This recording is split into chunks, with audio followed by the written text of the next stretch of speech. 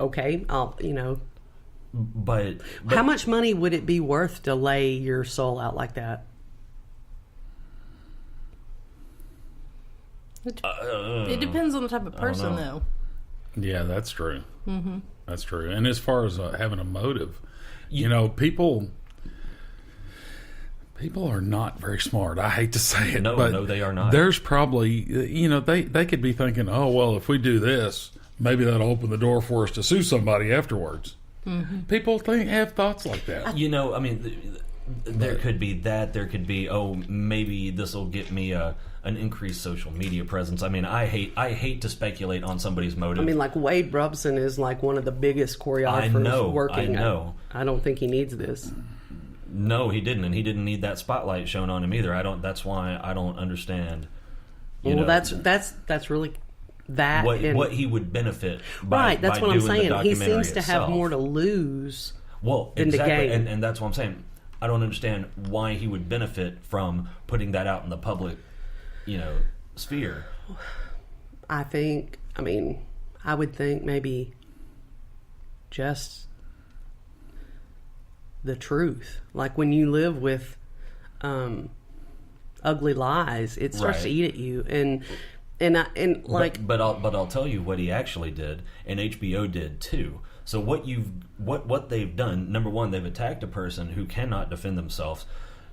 Number two, they've attacked a person who has already been acquitted twice of those very same charges, and they've used people to attack him that testified in his defense twice. They've opened themselves up for defamation. What people? Wade Robson and that other guy. They both... Okay, but I thought you meant Wade. Wade and I understand and now. the other guy, and I don't remember his name. James Safechuck. Yeah. They both... I thought you were calling them the they, so I was trying to figure out who else. They is an HBO. Okay. Yeah. Or whatever company owns HBO, the parent organization. But what they've done is they've opened themselves up for defamation lawsuits. They've opened themselves up already one for libel in lawsuits progress. And slander. So that's 3 major hits that they can take because they've framed this instead of doing a documentary and saying, here's what they said, here's what actually happened. They framed it very biasly, right? Which is fine. That's a documentary producer's prerogative, right? But doing that and going after someone who is not available to defend themselves, what with him being dead, I think that they really opened themselves up for a lawsuit from the estate of Michael Jackson. Oh, that's a given. Matter of fact, I think it's already been filed. Yeah, and they're fighting back. And yeah, I don't know if it was true or not, whatever. But I know that if I was the caretaker of that estate, who I believe is actually his daughter. No, I think it's like Randy. I think. I don't know. Randy is the one that they talked about. We were actually talking about Randy Jackson being a real person or not. So not that Randy Jackson. Randy who? Randy Jackson from American Idol. No, not the same. Yeah. No, Randy Jackson from the Jackson family. Yeah. He's a real person. Well, I believe that now, but it wasn't Randy we were talking. It was somebody else, like Tito. I can't remember all the names. There's Tito. There's Randy. There's Jorge and Jerome. Okay. No, there is Tito, Jerome. Randy, Michael. Who were the other two? Latoya. No, it wasn't. It was all Jerome. boys. Jerome. Tito, and Randy, Jerome. There's Rebby, Jackie, Tito, Jermaine, Latoya, Jermaine, that's what I meant, not Marlon, Jerome. Michael, and Randy. Yeah, Jermaine. Yeah, because the Jackson 5 was just the boys. Yeah, and then later on they actually had Janet Jackson that would come out occasionally. Yeah. I think. And I was talking to him. If Michael Jackson did do this, I wondered if there was sexual abuse in his family when he was little. I know there was physical abuse. Yeah. And I found Latoya Jackson did an interview with Kelly Ripa and Kelly and Regis back in the 90s. And she talked about how their dad would go into Reba. Is that how you say her name? The oldest daughter. He would go into her bed constantly. Was it Reba? I don't know. And the mom knew about it. And when she finally left, he would go into Latoya's bed. So I just wonder if there was anything going on with the boys too. Yeah. Well, he's I think the world has established he's a monster also. Oh yeah. Or was. I guess he's gone now. But at this, and this is not making an excuse because, like we've said, pedophilia is bad.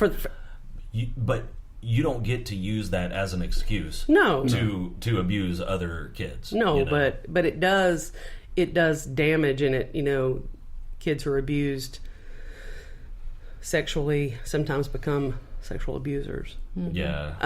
But LaToya did go on the record back in the '93 trial, and she said, "My brother's a pedophile."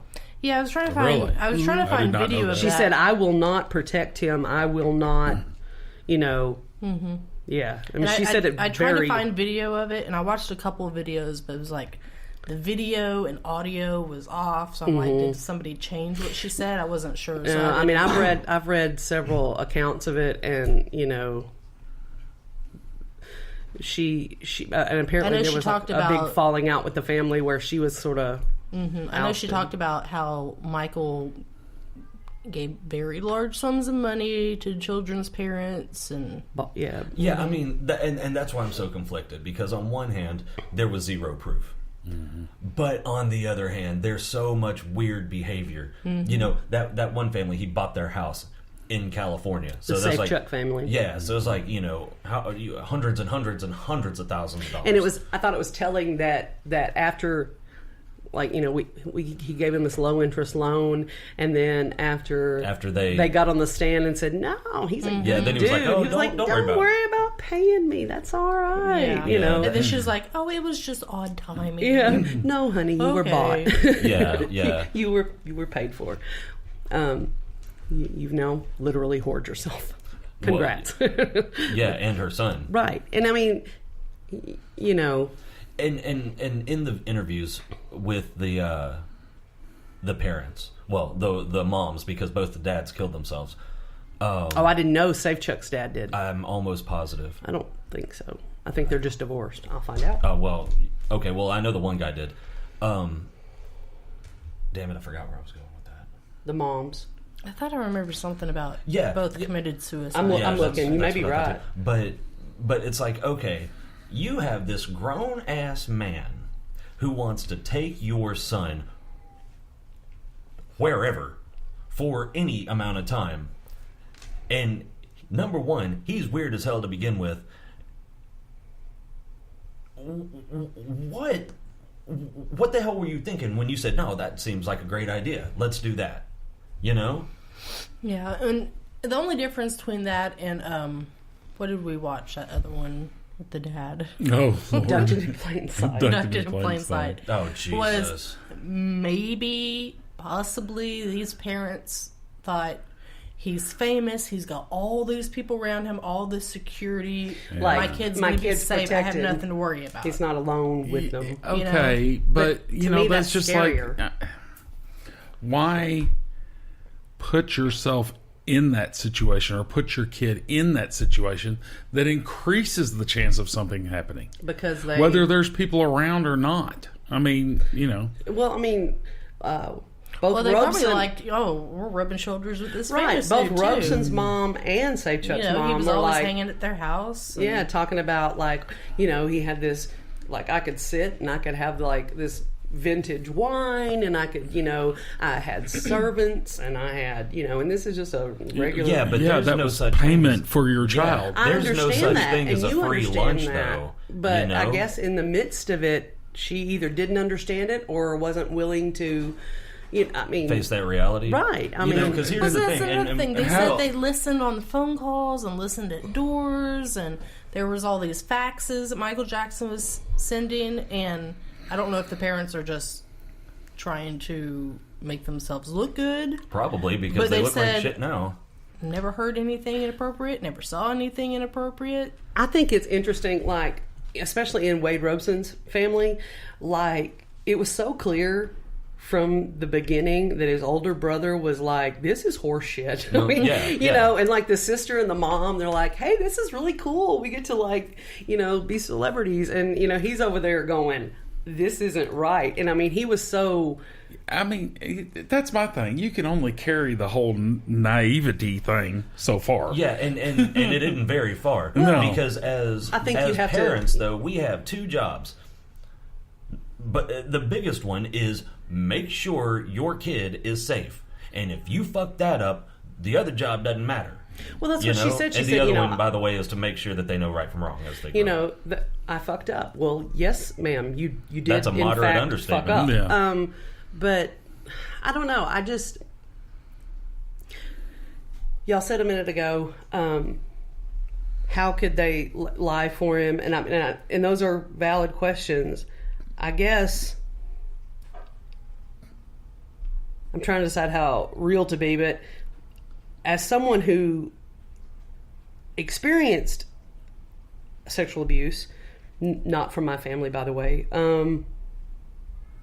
I can tell you that you question everything about yourself. Right. Like he said at one point, I really thought because, do you remember the part about the wedding rings and about how this is how we show our love? They allege that he made it feel very normal, like they were being courted. I mean, like this was somebody they admired, and I mean, especially like Wade Robson, he had already he was obsessed with him. I mean, and I'm like that was his idol. That's who he wanted to aspire to be, and then so for somebody like that to reach a hand down and then say, I love you, you're so special to me, you understand me in a way no one else in the world does, and we love each other, and it's a gift, and it's a beautiful thing. So let me fondle you. I do want to clear one thing up, and it may have just been how you heard it from us. We never said how could they lie for him.